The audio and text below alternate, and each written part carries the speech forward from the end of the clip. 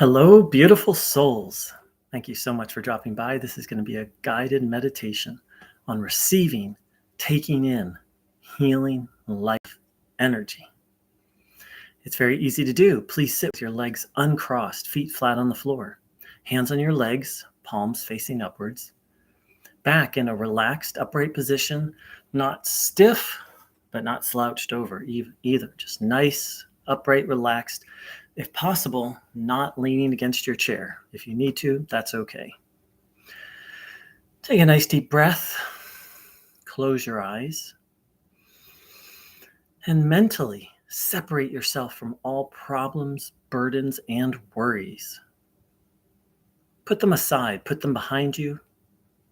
Place them, as it were, metaphorically in the hands of a higher power or your understanding of a higher power that you trust.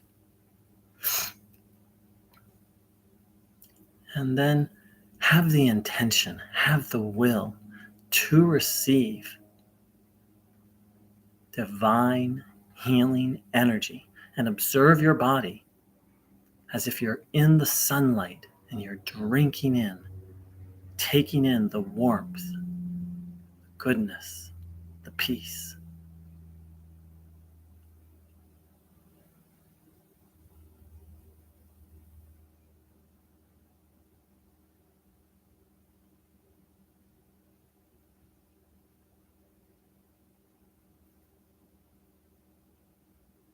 Thoughts will come, that's okay. Let them pass on by. Come back to observing your body.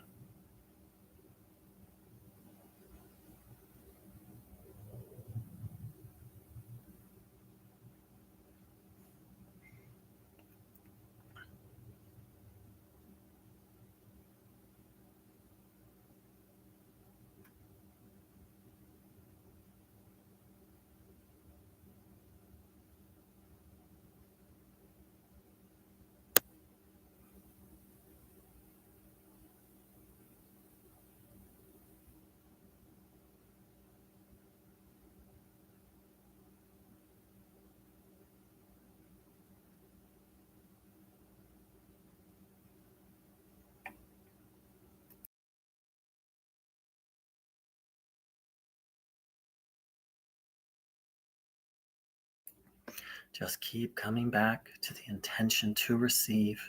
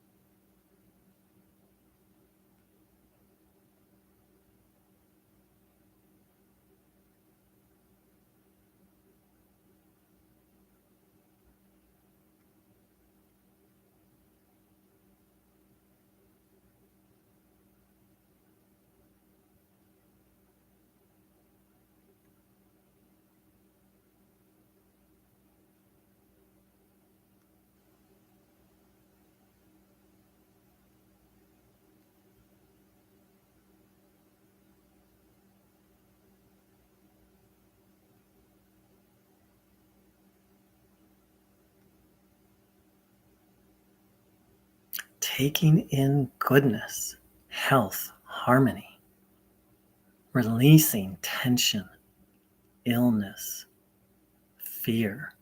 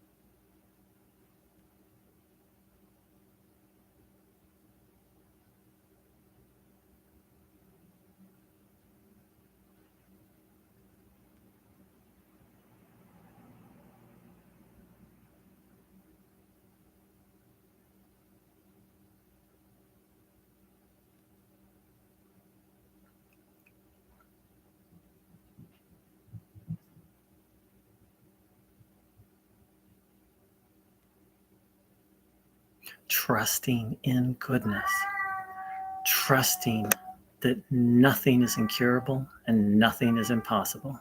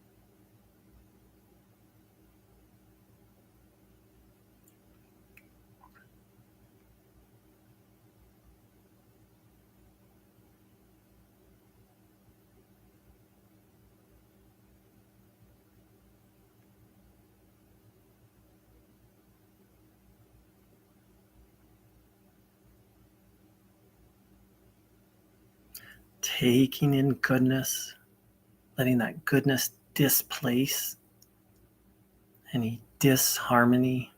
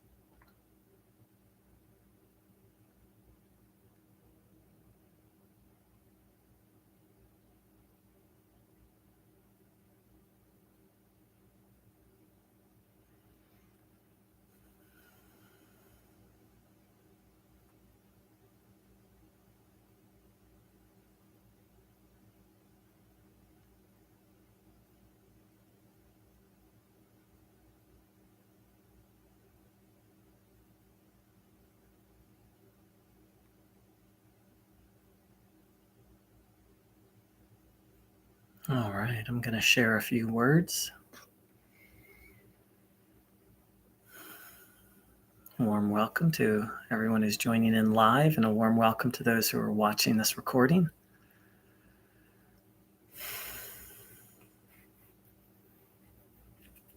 Right here, right now, I'm feeling very peaceful, emptied out in a good way, like all my troubles and worries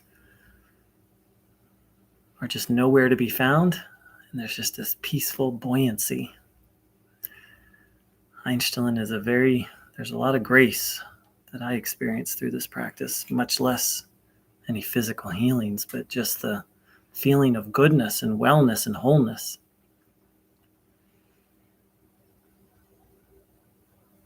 So one thing that's been really on my mind and heart lately is the idea of being in alignment with the divine, with goodness, with truth. And I'm going to have to paraphrase, but Bruno said that a true child of God is constantly doing God's will. I've been thinking about that for a long time. What does that mean? How do I know God's will? How do I do God's will? And the clearest answer that I've come up with is to connect with the divine, to want, maybe that comes first, to want that connection with the divine, to want guidance. And then to, as a beautiful expression I've heard, do the next right thing. Do the next thing that feels inspired or feels right. But I believe it has to start first with that experience of connection and that intention for connection and that intention to be guided.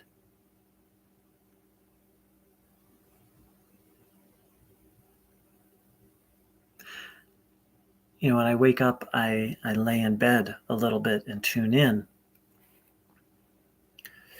And, I was having a very positive experience. And all of a sudden, the thought came to my mind, hey, I want to check out TikTok.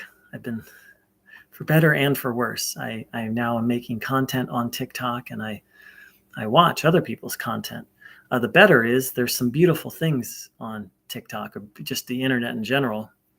The worse is it's easy to kind of get sucked in and to kind of lose oneself and waste a lot of time. And so this thought came like, hey, I want to check out some TikTok. And it as I felt in, it just didn't feel right. And so through grace or maybe some experience, I didn't do it. There are other times where I've been lying in bed, tuning in, and that similar thought, like, hey, let's see what's going on TikTok. And I didn't check in to whether that felt right or not. And I just went and did it. And, sometimes it would sort of send my morning in a not positive direction.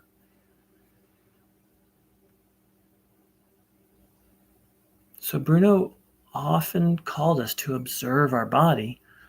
And partially, he once talked about how one of the graces, one of the gifts of having a body is that we can feel when something doesn't feel right, when something feels right, or when it doesn't feel right.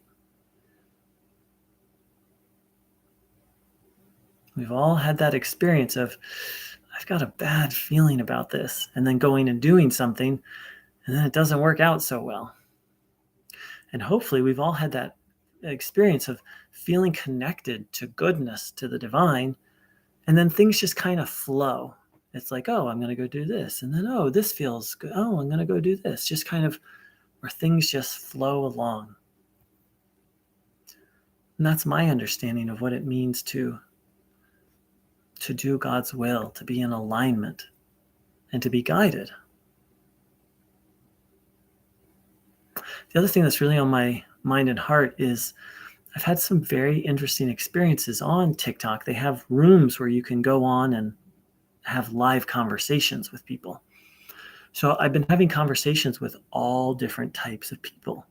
A lot of Christians, a lot of Muslims, a lot of you could say spiritual or metaphysical Muslims, uh, some atheists, some people who, uh, and some interesting conversations with people who are in the process of, by their own words, recovering from Christianity, that there were some aspects of how they were raised in Christianity that they felt were harmful and that they're in the process of recovering from it.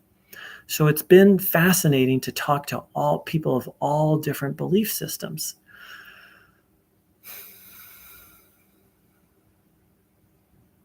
Now, very specifically, I want to talk about an experience I had with talking with some atheists. I didn't realize they were atheists. I went into this room. The topic was, is God love? And, I was in there to share my view that yes, and my view that that's a good definition of the divine, of our maker, of the source. Well, I didn't know it at the time, but they were atheists. And what they do is they just ask a lot of questions to set people up to sort of debunk their view, to sort of challenge and attack their view. I didn't know this at the time. I just thought, oh, the topic is God is love.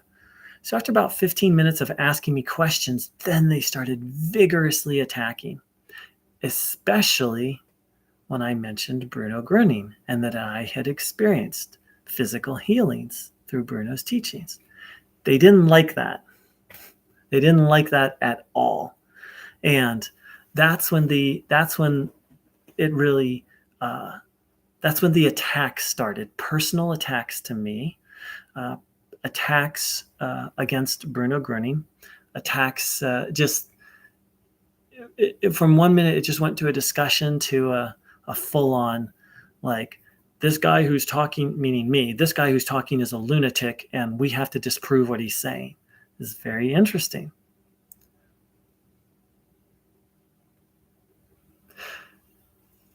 And so I hung out with them. I kind of argued for about 10 or 15 minutes. It wasn't maybe the smartest thing to do. In hindsight, I'm glad I did it, and I'll share why in a moment. And then at a certain point, they muted me because anyway, I don't need to get too far into it. And then I left.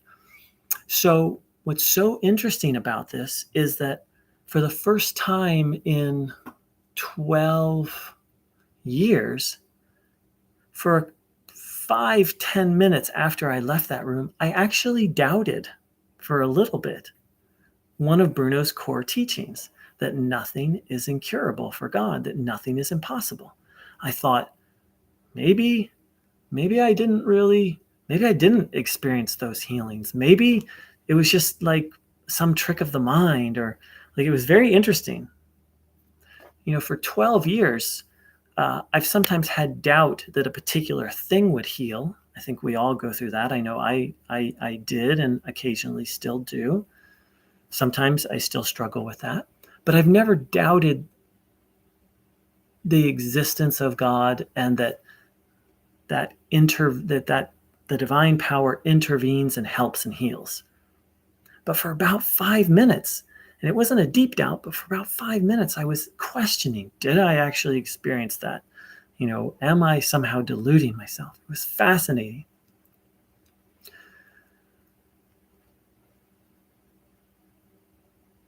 And it reminds me of what happened when Bruno was around, is people were adamantly attacking him, adamantly saying that he was a charlatan. All the healings were fake or hypnosis, or there were all these different explanations that people came up with. In the documentary film, someone recounts that she had a healing, and when she went home and she told people, like, hey, I've had this healing, they're like, no, that's nonsense. And she just left the room, and she said she was very mad. She's like, no, I know it was true. There's another story of this guy who had a very severe illness that nothing worked for him. People were like, go see Bruno Groenng.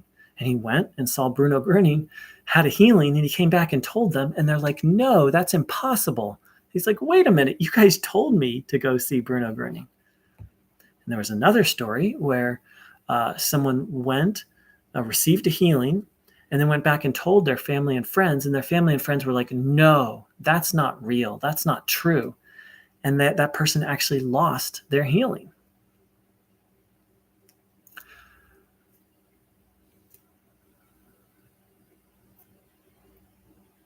So there's something about Bruno Groenning's teachings, and I would say also the teachings of Christ, that you could say aggravates people or stirs people up.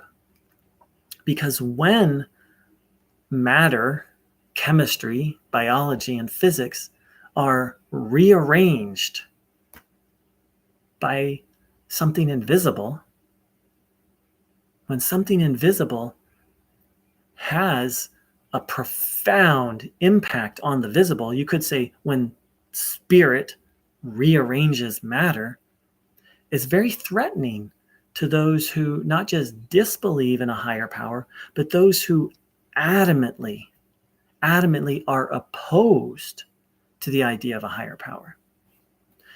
Now, I spent some time with some more open-minded atheists, and I asked them, not in a mean way, but I just said, hey, I'm really curious, as an atheist, what do you believe caused the Big Bang?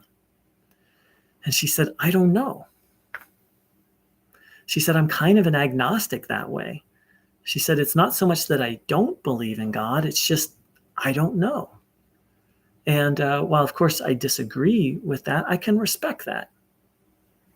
And she also said some other interesting things. She said that in her view, and apparently this is a common atheist view, that the energy that created the universe is eternal, has always existed. And I'm laughing because as I heard that, I said, well, that's not so different from what I believe. It's just, I would add on that eternal energy is loving and intelligent. And other than that, I pretty much agree with what they were saying.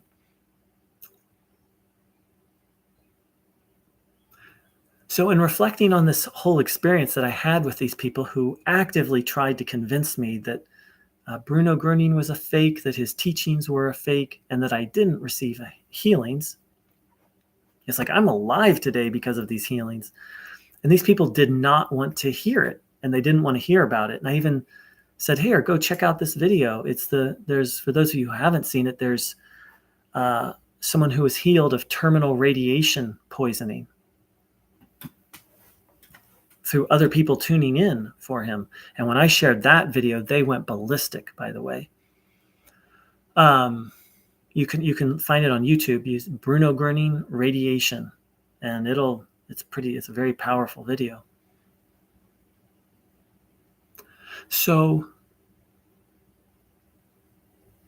in reflecting on this experience I had, what I've come to is first of all, gratitude for all the healings that I've experienced, and gratitude that I found Bruno Groenng in his teachings.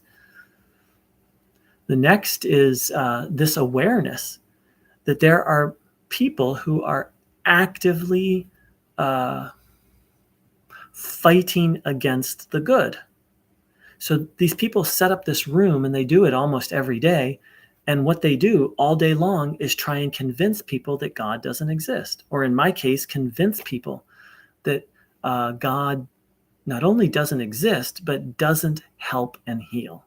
And that's what they do all day long. They do it as a hobby. I don't think they're making money from it. So I don't even know what to say about that. It boggles my mind. But the third thing is gratitude that I have faith and trust, and gratitude that I have proof in my own body. As Bruno said, if you observe your body, the truth will reveal itself inside of you. And it did for me. It's interesting because, I said I spoke with, some other people with other beliefs. And, one of my beliefs is universal reconciliation, the idea that everyone inevitably will be, you could say, enter heaven. You could say be saved. You could say be reunited with God. And,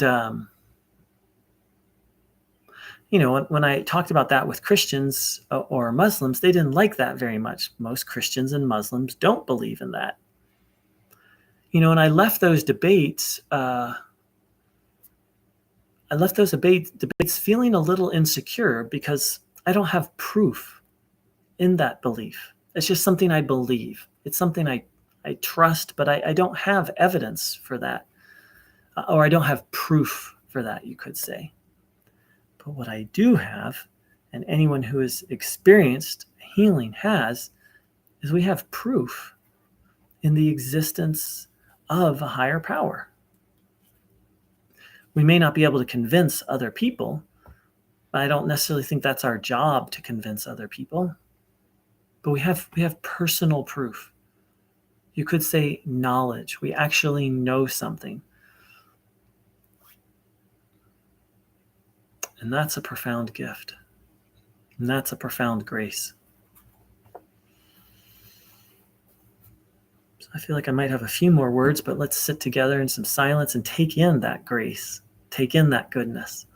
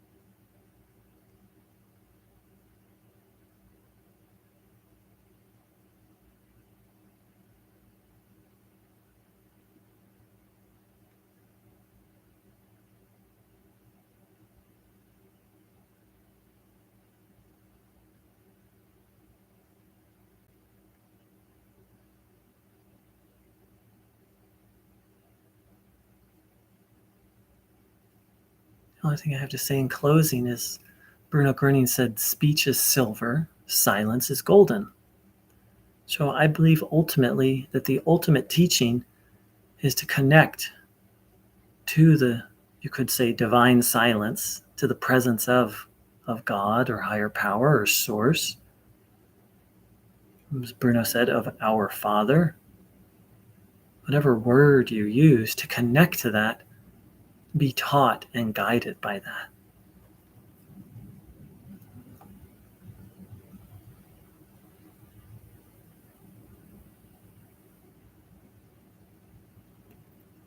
And to go back to the first theme I talked about, to align ourselves with that and be guided by that. Thank you so very much to everyone who joined in. I wish you a day of connection, communion with the good, with the divine, and being guided by that. Take care. Big love.